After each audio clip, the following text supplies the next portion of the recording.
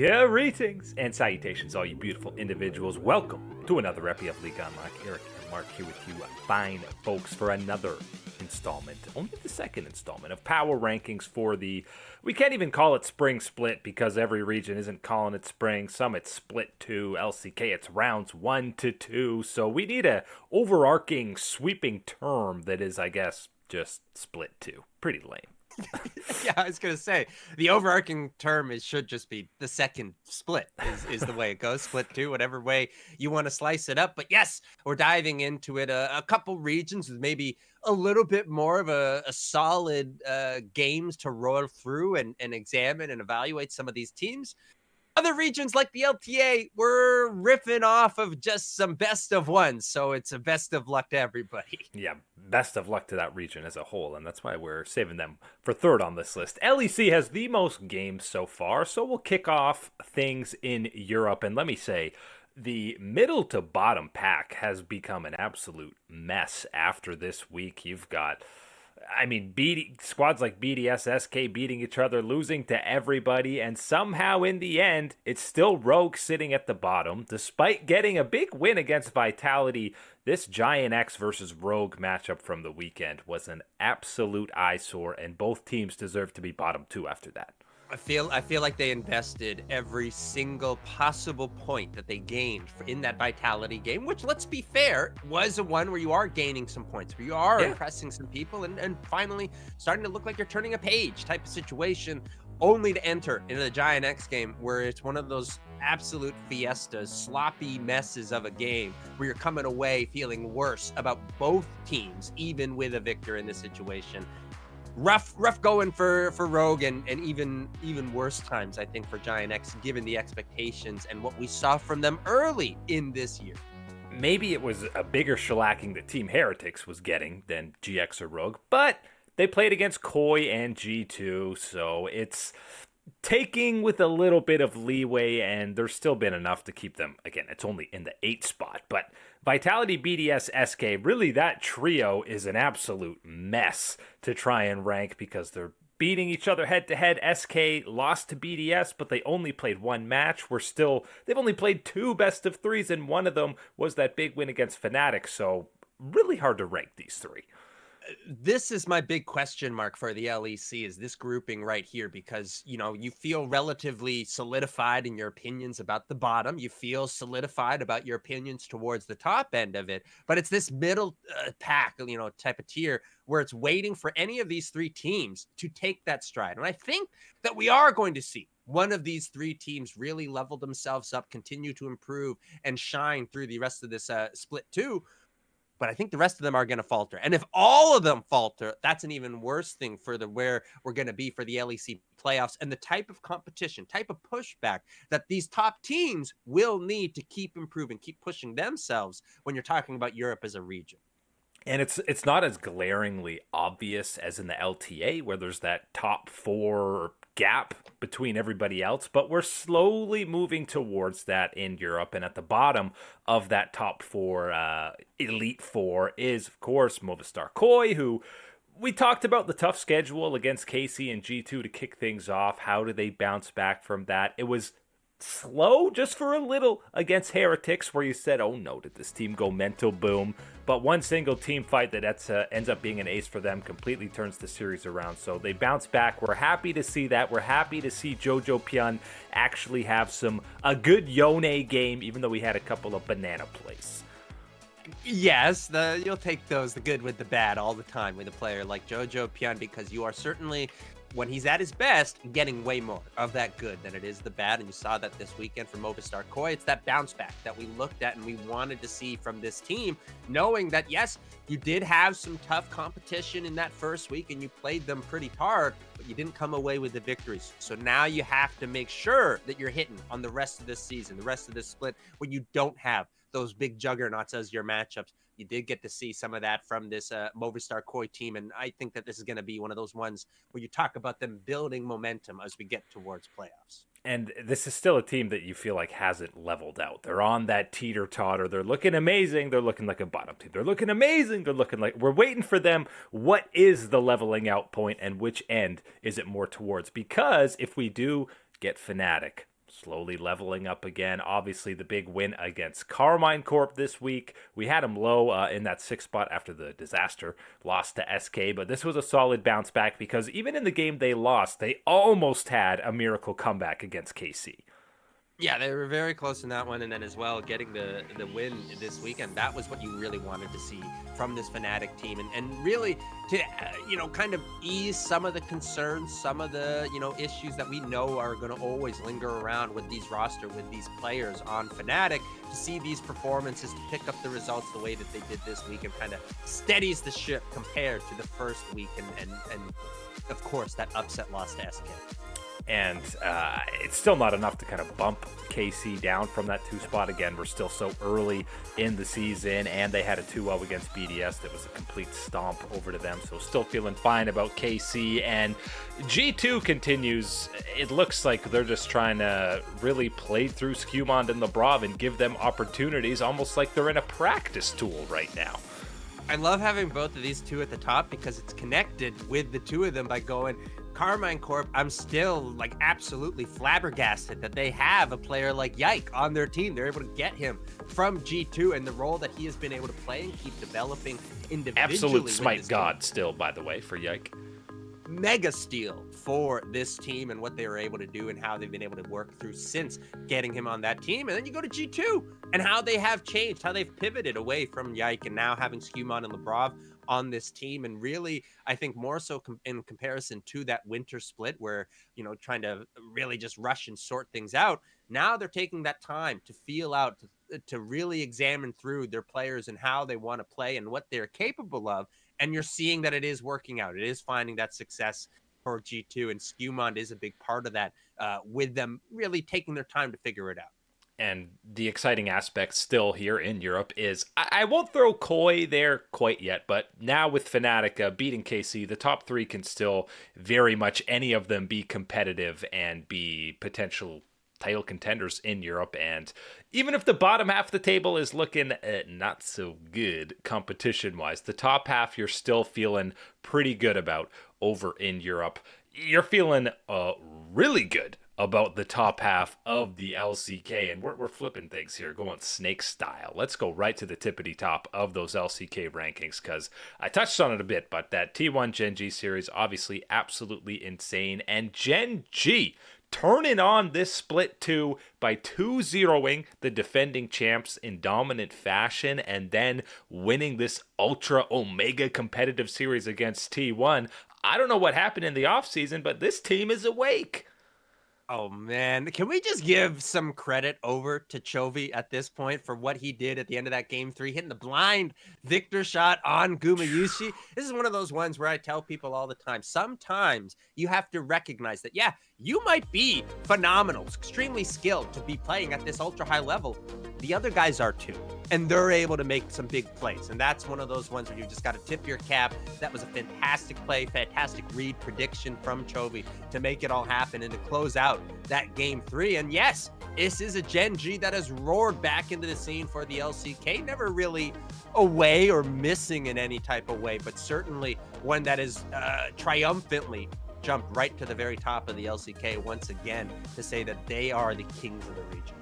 And their confidence should be absolute sky high going forward, and set up perfectly for them to drop a series to the Bros, which is Gen.G tradition in that regular season. But obviously, I mean, couldn't have a better start, so deserving of that number 1 spot. And T1, despite obviously not being 2-0, they completely destroyed DRX, and the drama with Smash and Guma comes forefront here. When you have this kind of a series, all you're doing afterwards, you're shaking hands with Gen.G saying, man, great game, well played, we'll catch you next time. There's no tinkering or back to the drawing board that you have to do with T1. You looked incredible in your own right.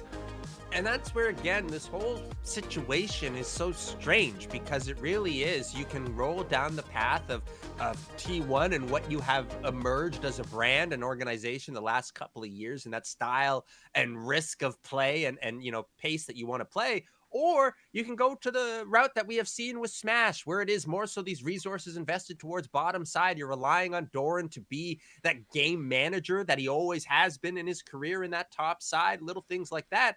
But the question isn't really which one's better? Where do we go? You shouldn't be at that point from this type of Gen.G matchup. It should just be, this was a great series. We played really well. Our opponents were also fantastic on the day and just edged us out. Now, is that going to be something that you can accept all the time? No, of course Well, not. you're not saying That's that not in a DNF freak matchup. right. But I think when you're talking about what we saw, the game, and you digest that one through, that has to be the responsible takeaway. And, going between them, it's still the top four, elite four in the LCK. You're maybe feeling a little bit differently. It's hilarious D Plus is 2-0 because they haven't looked like, compared to the Gen.G 2-0, a very different path to get there. But because of that, Hanwha, even at 1-1, is still there because that one loss was to Gen.G, even though it was dominant. And I'm sure there was a bit of a break for the team after first stand, and I'm fully waiting till weeks 3, 4, 5 for Hanwha to return to that championship pedigree. Yeah, I think it's right now the best way to put it at this point. I think the investment from the players emotionally, energy wise, isn't at that level that it needs to be performing at that ultimate high level that was required when you are tested with an opponent like a Gen.G, like a T1, and even in a lesser end at this point, still D plus Kia. When you're looking at the LCK. So for Hanwha Life, yes, I think it's just going to be a matter of a couple of weeks, a couple more games until they get settled back into going, okay, this is split 2. Let's go out and show our performance type of thing. Get over that little hangover brief period between first stand and when we've started. Yeah, and again, going from a championship match, even if it's against a Western team, going from that high stakes, huge stage match to week 1. Game 1. And Gen.G will be fired up to be playing defending champs, and Han was going, oh boy, week 1, we got to start a whole new split to get through. So no concerns about them. Nongshim, bit of a surprise 2-0. They've obviously had an easier schedule, but we remember both Nongshim and DRX overperformed in a big way. Lehens and Kingen in particular had another great week. It's amazing how many consecutive good performances Kingen has been putting together. I'm not used to this.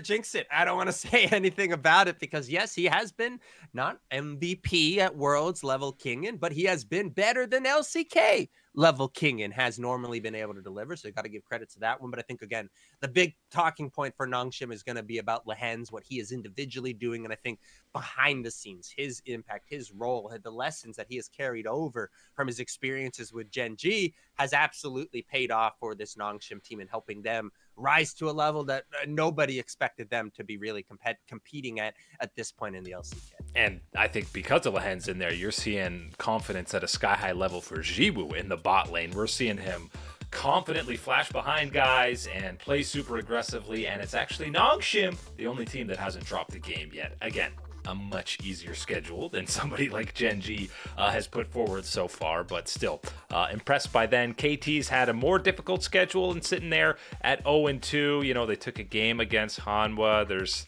I'm still not sure how to feel about KT Rolster, but unfortunately, I very much do know how to feel about the DN Freaks. And I thought I was watching a replay of this second series because it's just Berserker left trying to carry the game on an Ezreal, feebly watching his team die. Unfortunately, it's another split and it's another iteration with this DN Freaks team that is just going to be the biggest disappointment in the LCK right now because it doesn't take any real rocket scientist. It doesn't take a league historian to go and look at these players and identify there's a lot of potential with them and they've accomplished various things in their careers, young careers already type of thing. Let's see how that works together. And it has not worked in any type of capacity for that. We talked about it before. Feels like this one where it's everything together is weaker than the individual parts, on their own type of situation is what we're seeing from this DN Freaks team. You're looking at players like Bulldog, he's regressing, I think, individually. Dudu in the top side, not giving you what you want. Even Berserker is struggling in this one. So this is a very, very down, very sad note to talk about in the LCK.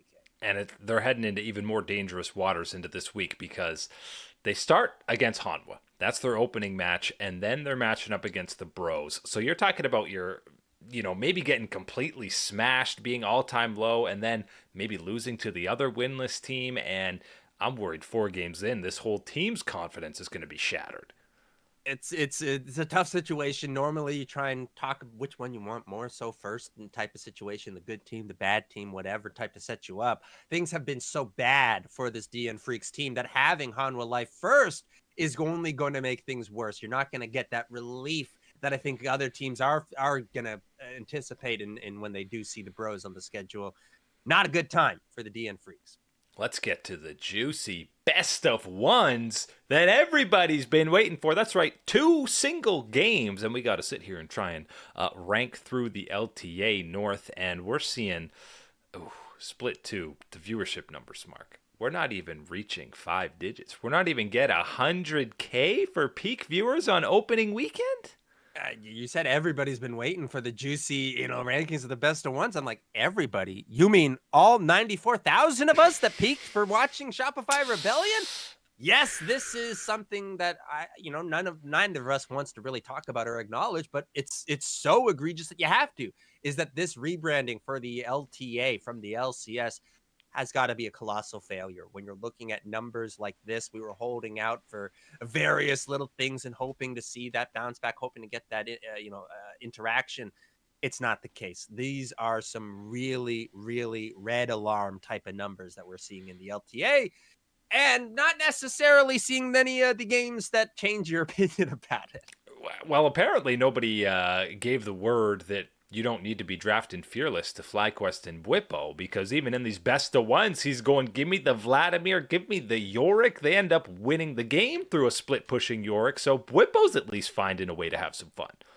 Which, let's just put this one out there. I think it's been at least 3, maybe 4 years since we have seen Yorick out there on the LCS LTA stage. So it looked like the other team felt the same way.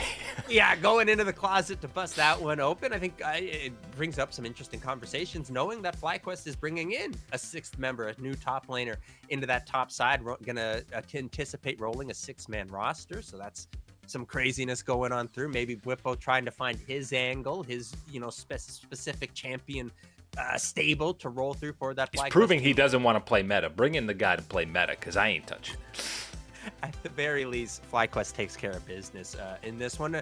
Surprised that they weren't the highest viewership numbers on the weekend, given the expectations heading into this split. The names on that roster, but it just goes to show that everybody wants to see the Brazilians. The Brazilians are why we have any type of viewership in the LTA right now. Well, maybe that is the savior. Instead of importing Korean players, maybe the way to viewership is to make sure you have 2 LTA South members on most of these squads going forward. But it is FlyQuest. Maybe not number 1 in viewership, but number 1 on the list after that 2-0. Obviously, that head-to-head against Team Liquid, a lot of the reason. But TL does get that bounce back against 100 Thieves to put them ahead. And we finally, I swear, I've never seen APA actually do a proper Shurima shuffle until this game.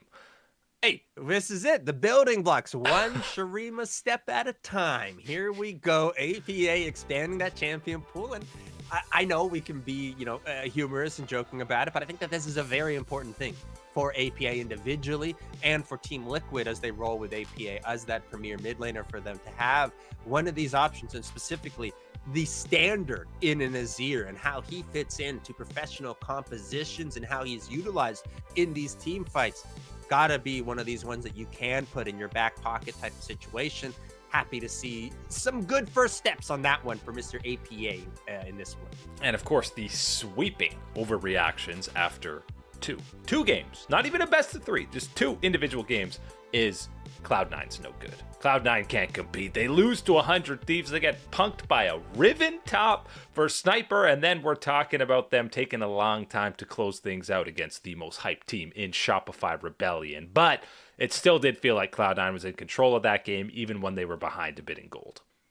This wasn't maybe as overwhelming a performance as people would have wanted from Cloud9, especially knowing, how things ended out in that winter split and where you wanted to see that progression for spring. So that's going to be one of the things that does weigh over them, is that, kind of cloudy rain cloud hanging over top of them.